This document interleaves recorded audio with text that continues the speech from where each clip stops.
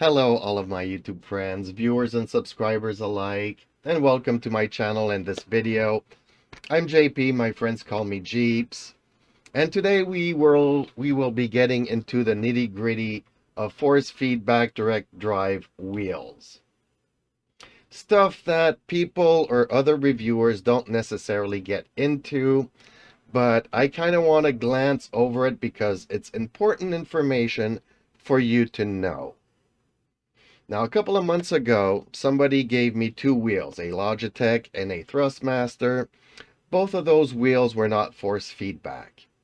But what it did allow me is to get back into the sim racing genres. And I tried out a couple of games, and I was having a lot of fun. And I was, debating on what would the next step be. Is it worth it investing in it? And so 2 weeks ago, I received this, the R3 bundle kit from MOZA. Is it worth it? Yes, definitely worth it. But let's debunk a couple of myths here. Does a direct drive wheel make you faster on the track? No, it does not. Actually, since getting the wheel, I'm actually 10 seconds slower on average on every track, on every game I've been playing for the past couple of months. And why is that? It's because when you don't have force feedback, you put the car where you want to on the track. Whereas when you have force feedback and a direct drive, you're fighting the curbs, you're fighting the bumps. A car hits you, the steering goes sideways, you have to correct it. So you're no longer putting the car where you want to, you are reacting to the surfaces and whatever force feedback the track sends your way.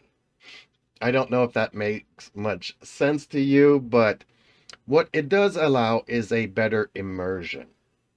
Is it super realistic? Not, because it's still a game, but it's as close as it can get. Now, is the R3 strong enough for me? Yes. You and my viewers and my subscribers may or may not know this, but I'm paralyzing from the right side, so I actually have about 10% left in my right arm, which sometimes I drop a coffee cup or not. So 4 Newton meters peak, or 3.9 to be specific.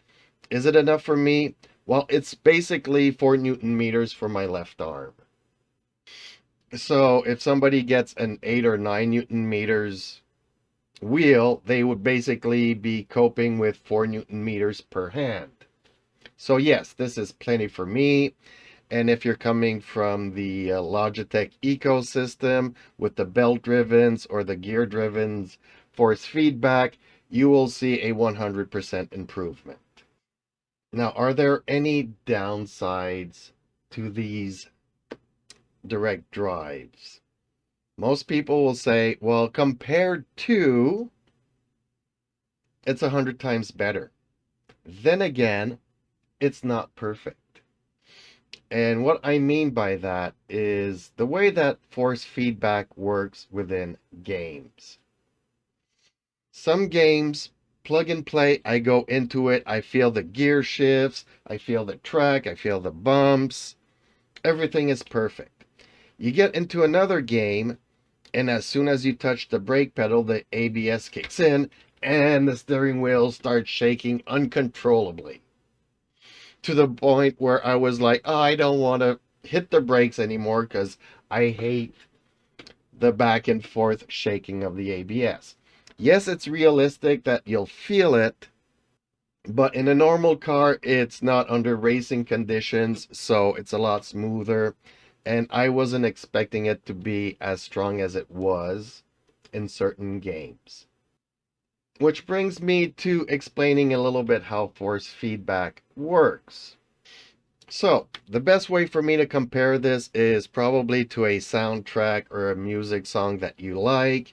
When they record the song, they put like the drums on the first track, they put the bass on the second track, the guitar on the third, and the vocals on the fourth. But another company could decide to change that around, put the vocals on the first, the guitar on the second, the bass on the third, and the drums on the fourth. So the software companies of these direct drives cannot necessarily pick and choose which track you can elevate. But like everybody's stereo back in the day, they could have this equalizer and tweak the frequencies. So usually, like the ABS is around 30, 35 hertz. And then you have the track, feedback, the vibrating curbs. All of these things work on a range of frequencies, but they're not specific.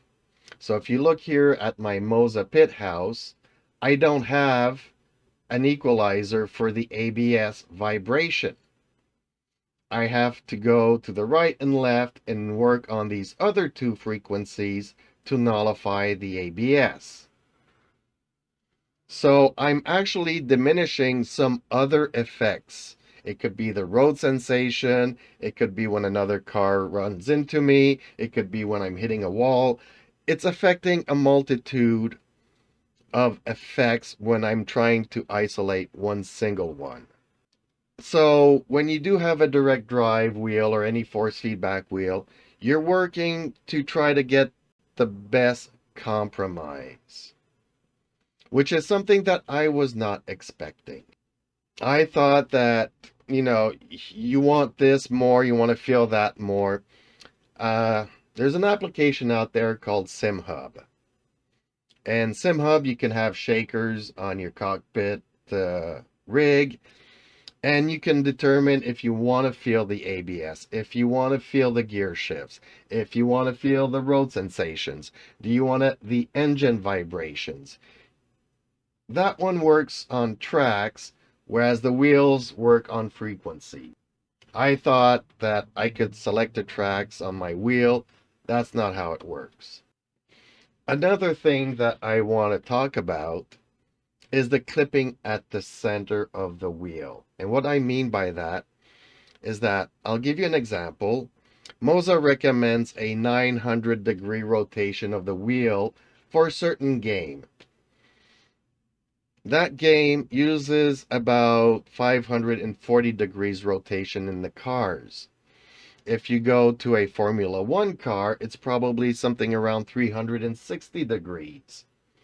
But MOZA recommends for this game to have it at 900. It makes no sense turning the wheel 900 degrees to do a hairpin. At the most, you want to turn your wheel about like this or like this to be comfortable racing. If you're drifting, that's another subject. You can turn the wheel as much as you want, 900 degrees. But when you're going for precise driving, you want to reduce those degrees of rotation. The thing is that the way the feedback works is it spreads out the force feedback effects over 900 degrees. Meaning, I'll feel a little bit of vibration from here to here, or from here to here. If I reduced the 900 degrees to 360, I have the same amount of force, but from here to here. How does this translate into my driving? I'll give you an example. I'm playing a game. I'm going through the hairpin. I go through the hairpin. And as soon as I leave the 0 degrees, I get a massive whiplash of force feedback. The wheel really wants to go completely 90 degrees one side or 90 degrees the other side. So I'm fighting the wheel a lot more. Yes, you can reduce the power of the force feedback to compensate for the clipping. So instead of running this at 100%, I'm running it at 33%, which is a third. So I'm getting between 1 and 1.5 Newton meters instead of 4. I still feel the road. I still feel every detail. It's not as strong though, and it's less precise. Not only that, but you come out of the hairpin, you think that the wheels are straight because you are fighting the wheel, and you hammer on the gas to accelerate out of the curve, but your wheels are not perfectly straight because you are fighting the wheel. And what that does is the wheels are not straight. They're a little bit like this. You hit the gas and you spin out. So when I first got the wheel, I was trying to figure out what was going on because I kept spinning out, coming out of every single curve or corner or whatnot. And I was like trying to figure out the settings of the car, trying to work my way around, trying to figure out the wheel settings. And it was the clipping that was causing the issue. So you'll see a lot of reviewers here recommending a stronger wheelbase. Go for the 12, go for the 16, go for the 21, go for the 25. And what they do is that they reduce the power. They run it at 50%, they run it at 25%. So it's going to be a lot stronger than 4 Newton meters, or just about, but you don't get the clipping. So there's a couple of workarounds, but mainly that's why a lot of, I think, reviewers are pushing people to get stronger wheelbases. It's because it's easier to dial in, reduce the power. Like I'm going from 4 to 1 Newton meters. So if you're going from 16 to 4, or you're going from 25 to 12, or 10, or 9, it's not that they want to work out, it's that they want to avoid this clipping at the center.